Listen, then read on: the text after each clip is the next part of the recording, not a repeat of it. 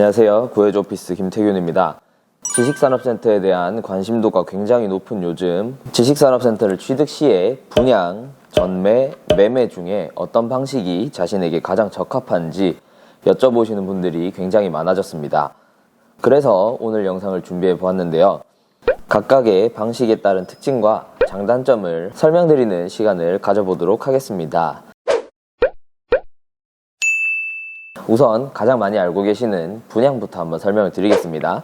분양의 가장 큰 장점은 아무래도 초기에 들어가는 자본이 굉장히 적다는 점이 큰 장점인데요.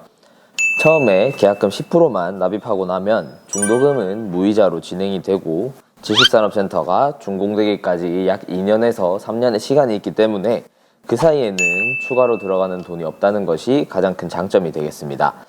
예를 들어서 공급가가 3억짜리인 지식산업센터라고 하면 초기에 약 10%인 3천만 원 정도만 있다면 투자가 가능한 것이죠. 초기 자본이 적다는 것과 더불어서 대출이 80%까지 나온다는 장점이 있습니다. 대표자의 신용도에 따라서 90%까지 나오는 경우도 있긴 합니다만 통상적으로 80%가 나오기 때문에 80%로 잡겠습니다. 다만 대출이 80%까지 받기 위해서는 입주 가능 업종이 맞아야 됩니다. 다음은 지식산업센터는 전매 횟수에 제한이 없다는 것도 장점이 되겠는데요. 몇 번이고 전매가 가능합니다. 물론 전매 시에도 추가로 들어가는 자금은 없고요. 계약금 10%로 프리미엄까지 획득할 수 있고 잔금을 치르고 나서 등기 치게 되면 공실에 대한 걱정이 어느 정도 생기게 되는데 그 걱정이 없어지게 되는 것도 장점이 되겠습니다. 분양의 장점은 이렇게 말씀드릴 수 있을 것 같고 단점은 등기 치고 나서의 공실에 대한 걱정입니다. 투자할 때 물론 공실은 어느 정도 감수를 하고 진행하는 것이긴 합니다만 이 공실 위험을 줄일 수 있는 방법도 있는데요. 예를 들어 인테리어를 어느 정도 해놓거나 주변 부동산에 발품을 팔거나 렌트프리를 몇 개월 동안 제한하는 것이 그 방법이 되겠습니다. 지식산업센터를 취득하는 방법 중 두 번째는 전매입니다. 전매는 나와 있는 호실 중에 자신이 원하는 호실을 선택할 수 있다는 것이 가장 큰 장점인데요. 도면을 보고 방향이나 호실 크기 또는 위치 등을 직접 선택할 수 있다는 것이 장점입니다. 분양 현황이나 그 건물의 주변 분위기를 직접 파악하고 진행하고 싶으신 경우에는 전매가 알맞은 방법이 되겠는데요.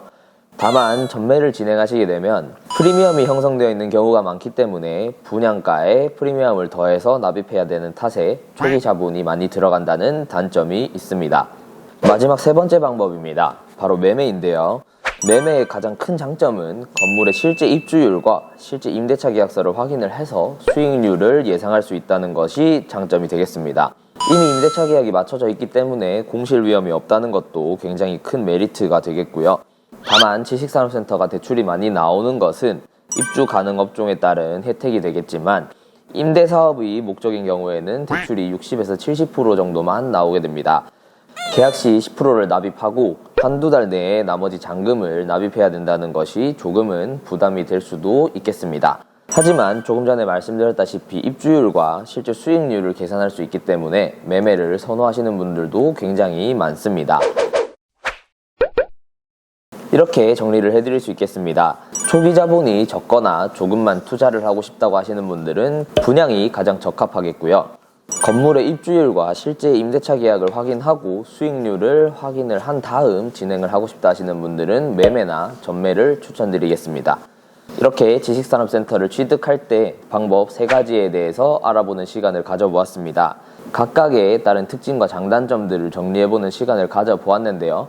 이 다음 영상에도 지식산업센터에 대한 기초적인 내용과 조금 심화적인 내용도 많이 다뤄볼 예정이니 구독과 좋아요 꾹 눌러주시고 많은 관심 가져주시길 바라겠습니다. 감사합니다. 지금까지 구해줘 오피스의 김태균이었습니다.